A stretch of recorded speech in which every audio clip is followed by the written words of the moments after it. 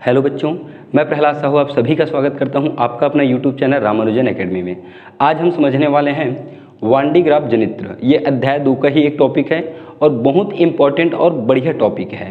ठीक, इसमें हम देखेंगे सिद्धांत, बनावट, कार्यविधि, उपयोग, दोष। यहाँ पे मैं सिर्फ बनावट को बस लिखा हूँ, ये बाकी चीज़ें मैं आपको समझाऊँगा।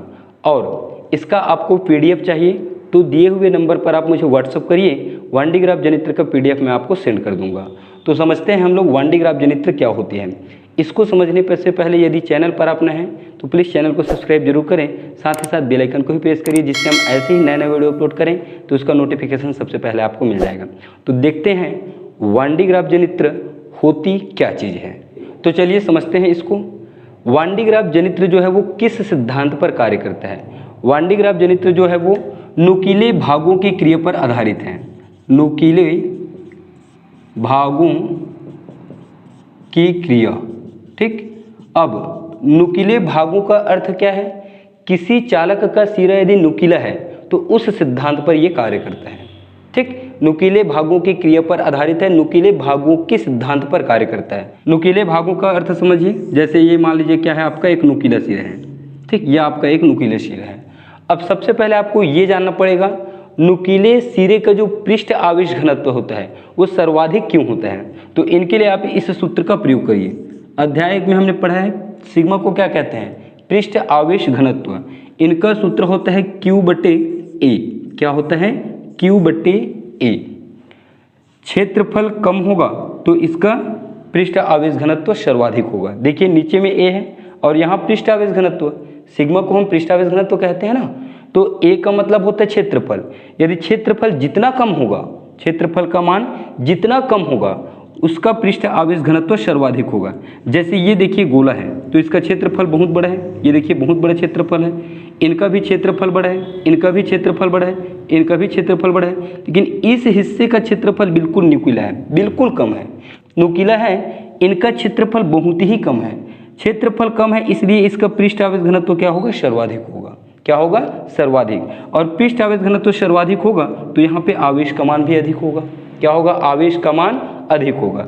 अब हम जान गए कि नुकीले जो सिरे होते हैं उसके पृष्ठीय आवेश घनत्व क्या होते हैं? सर्वाधिक होते हैं। क्या होते हैं? सर्वाधिक। अब वायु के कण इनसे आके टकराएगा, वायु के कण इनसे आके टकराएगा। वायु के कण इस नुकीले सिरे से जब टकराएगा तो वह धन आवेशित होके प्रतिकर्षित हो जाएगा। क्या हो जाएगा? धन आवेशित होके प्रतिकर्षित हो जाएगा। ये जो वायु के कण है नुकीले सिरे से जब टकराएगा तो धन आवेशित होके वो क्या हो जाएगा? प्रतिकर्षित होगा। क्या होगा? प्रतिकर्षित। और इसे ही हम कहते हैं वैद्युत पवन। क्या कहते हैं? वैद्युत पवन कहते हैं। तो वैद्युत पवन क्या होती है आपको समझ आए? फिर से समझिए। किसी चालक का सिरा यदि नुकीला है, किसी चालक का सिरा यदि नुकीला है तो उसका पृष्ठ आवेश घनत्व क्या होगा? सर्वाधिक होगा। पृष्ठ आवेश घनत्व सर्वाधिक होगा जब वायु के कण इस नुकीले सिरे पर आएगा तो वो धन आवेशित होकर प्रतिकर्षित होकर ऐसे दूर हटेगा। क्या होगा? दूर हटेगा, जिससे इसमें वैद्युत पवन उत्पन्न होगा। क्या होगा? वैद्युत पवन उत्पन्न होगा। ये होती है आपका वैद्युत पवन। समझ आया? इसी सिद्धांत पर यह कार्य करता है। देखिए अब ये कैसे कार्य करते हैं। ठीक, ये आप समझ गए तो मैं सीधा बताता हूँ आपको सिद्धांत। वांडी ग्राफ जनित्र का सिद्धांत क्या होती है समझिए। तो हम लिखेंगे इसमें, यह नुकीले भागों की क्रिया पर आधारित है। नुकीले भागों की क्रिया पर आधारित है। किसी धनावेशित चालक का सिरा यदि नुकीला है तो उसका पृष्ठ घनत्व सर्वाधिक होता है, और पृष्ठ घनत्व सर्वाधिक होगा तो नुकीले भागों से वैद्युत पवन उत्पन्न होगा, जो क्या होगा? धन आवेशित होगा। क्या होगा? धन आवेशित होगा। इतना ही आप यहाँ पे सिद्धांत में लिखेंगे। इसके बनावट की बात करें तो देखिए किन चीज़ों से मिलके हमारा ये वांडी ग्राफ जनित्र बना है, किन चीज़ों से मिलके बना है तो समझते हैं। यहाँ पे वांडी ग्राफ जनित्र को बनाने के लिए यहाँ पे हम P' और P और P' ये विद्युत रोधी स्तंभ है। क्या है? विद्युत रोधी स्तंभ है। बिल्कुल ऐसे खड़े हुए हैं विद्युत रोधी स्तंभ। इसकी ऊंचाई लगभग 15 मीटर होती है। कितनी होती है? 15 मीटर। और इसके ऊपर एक धातु का खोखला गोला है जिनका व्यास लगभग 5 सेंटीमीटर। ठीक, इस धातु के खोखले गोले का व्यास कितना होता है? 5 सेंटीमीटर होता है। कितना? 5 सेंटीमीटर। यहाँ पे इसके बीच में दो घिरनियाँ हैं P1 और P2। P1 और P2 को हम घिरनियाँ बोलते हैं। जैसे आप गेहूँ पिसाने के लिए जाते हो आटा चक्की में या हॉलर मिल में, तो वहाँ देखते होंगे गोल गोल दो घिरनियाँ लगे रहते हैं, उसके ऊपर में रेशम या रबड़ का ऐसे पट्टा लगा रहता है जो बिल्कुल ऐसे उनके ऊपर घूमते जाता है। बस वही यहाँ पे भी है। यहाँ पे दो घिरनियाँ हैं, इसके ऊपर में ये जो आपको दिख रहा है ना, ये है रबड़ या रेशम की पट्टियाँ जो घिरनों के ऊपर में इस तरह से वो चलता है।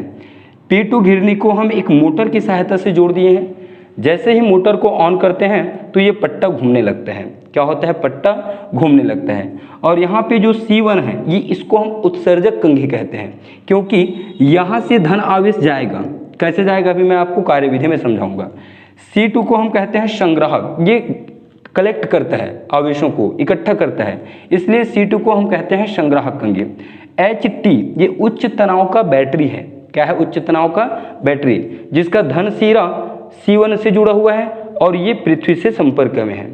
और ये जो आपको बड़ा सा बॉक्स दिख रहा है, ये वाला, ठीक, इसको हम लोहे की टंकी कहते हैं। क्या कहते हैं? लोहे की टंकी। इसका उपयोग क्यों किया जाता है? ताकि इसके अंदर में जो धन आवेश उत्पन्न होगा वो बाहर न जा सके, उसका क्षरण न हो सके, इसलिए इस पूरी प्रक्रिया को लोहे की टंकी में बंद करके पैक करके रखा जाता है। लोहे की टंकी को पृथ्वी के संपर्क में रख दिया जाता है। ठीक, तो इन चीज़ों से मिलके हमारा वान डी ग्राफ जनित्र बना है। तो बनावट में आप ये चीज़ें लिख सकते हैं। देखिए ये पूरा लिख दिया हूँ मैं।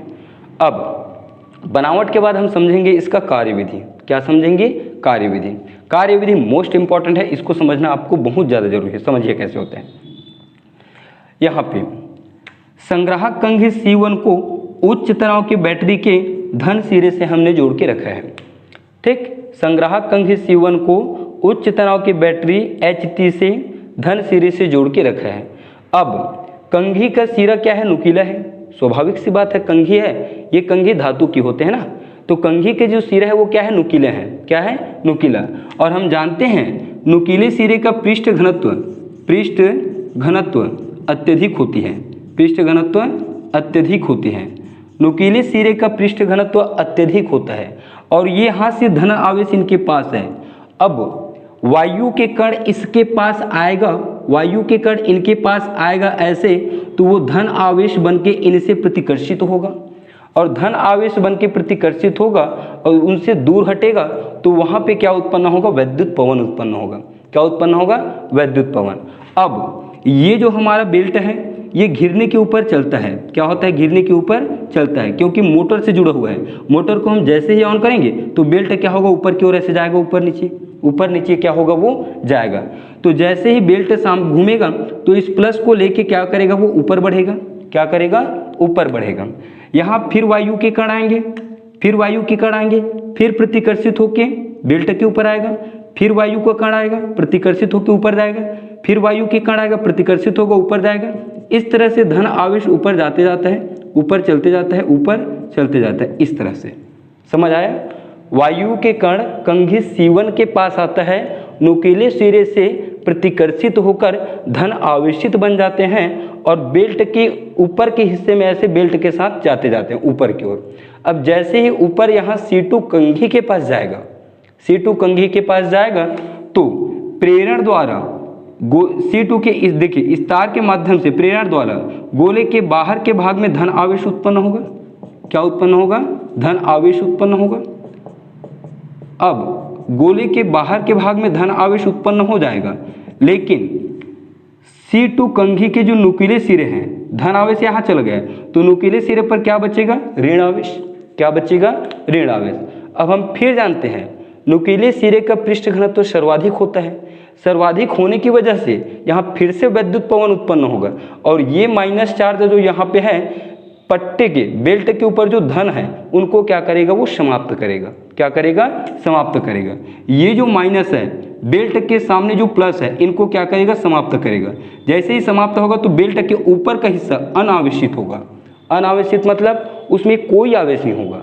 ठीक, अब अनावेशित बेल्ट एक राउंड लगाता है, घिरनी P2 के पास पहुंचता है, यहाँ से फिर C1 से वो धन आवेश लेता है, फिर ऊपर चलता है, फिर ऊपर जाता है और C2 के पास आता है तो प्रेरण द्वारा इसके बाहर में फिर प्लस उत्पन्न होगा, फिर प्लस उत्पन्न होगा और अंदर में C2 के पास क्या होगा? माइनस चार्ज होगा। क्या होगा? माइनस चार्ज होगा। ठीक, क्या होगा? Minus charge. और C2 के पास जो माइनस आवेश है कंघी के नुकीले सिरे पर, वो बेल्ट के सामने के जो प्लस आवेश है उसे समाप्त कर देगा और बेल्ट के ऊपर का हिस्सा फिर अनावेशित हो जाएगा। यही प्रक्रिया लगातार चलते जाती है, लगातार चलते जाती है और एक ऐसी स्थिति आती है कि जो गोले का बाहर का हिस्सा है वो धन आवेश से पूरी तरह से पैक हो जाता है और हम कहेंगे कि उससे 10 लाख या उससे भी अधिक वोल्ट के विभवांतर उत्पन्न हो जाते हैं। इस तरह से हम वान डी ग्राफ जनरेटर की सहायता से 10 लाख या उससे भी अधिक वोल्ट के विभवांतर उत्पन्न करते हैं।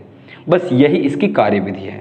ठीक, कार्यविधि का PDF मैं आपको पूरा दे दूंगा, आप देख के सेम टू सेम लिख लीजिएगा पेपर में।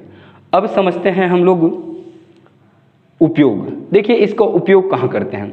सबसे पहले इनका उपयोग होता है उच्च विभवांतर उत्पन्न करने में, उच्च विभवांतर करने में, उच्च विभवांतर में। और जैसे आपका धनावेशित कण न्यूट्रॉन हो गया, अल्फा कण हो गया, प्रोटॉन हो गया, उसे त्वरित करने में भी इनका उपयोग करते हैं। ठीक, दूसरा क्या, धनावेशित कण न्यूट्रॉन, अल्फा कण, प्रोटॉन को त्वरित करने में किया जाता है। तीसरा उपयोग है इनका नाभिकीय भौतिकी के अध्ययन में, नाभिकीय भौतिकी के अध्ययन में। इस तरह से इनके 3 उपयोग आप लिख सकते हो। ठीक, उच्च विभवांतर उत्पन्न, धनावेशित अल्फा, प्रोटॉन और न्यूट्रॉन को त्वरित करने में और नाभिकीय भौतिकी के अध्ययन में। अब अंतिम नंबर का है एक छोटा सा टॉपिक, दोष। तो वान डी ग्राफ जनरेटर का दोष क्या है। सबसे पहले देखिए इनका आकार जो होता है ना वो बहुत बड़ा होता है, इसलिए इसको एक स्थान से दूसरे स्थान तक ले जाने में सुविधा नहीं होती है, असुविधाजनक है। इसलिए भी ये इनका एक दोष है। भाई इनका उपयोग एक जगह रख दिए तो दूसरी जगह नहीं कर पाएंगे। एक और दोष क्या होता है इनका, इससे उच्च वोल्ट के विभवांतर उत्पन्न होते हैं, अत्यधिक वोल्ट के, इसलिए ये खतरनाक भी है। इस वजह से इनका दोष यही है, इनका उपयोग बहुत कम होता है आज के डेट में। तो मेरे ख्याल से आपको वान डी ग्राफ जनरेटर अच्छे से समझ आया होगा। अच्छे से समझ आया तो प्लीज़ एक लाइक जरूर करें, चैनल को सब्सक्राइब करें, अपने फ्रेंड लोगों को शेयर भी कर दीजिए। मिलते हैं नेक्स्ट क्लास में, तब तक के लिए जय हिंद, वंदे मातरम।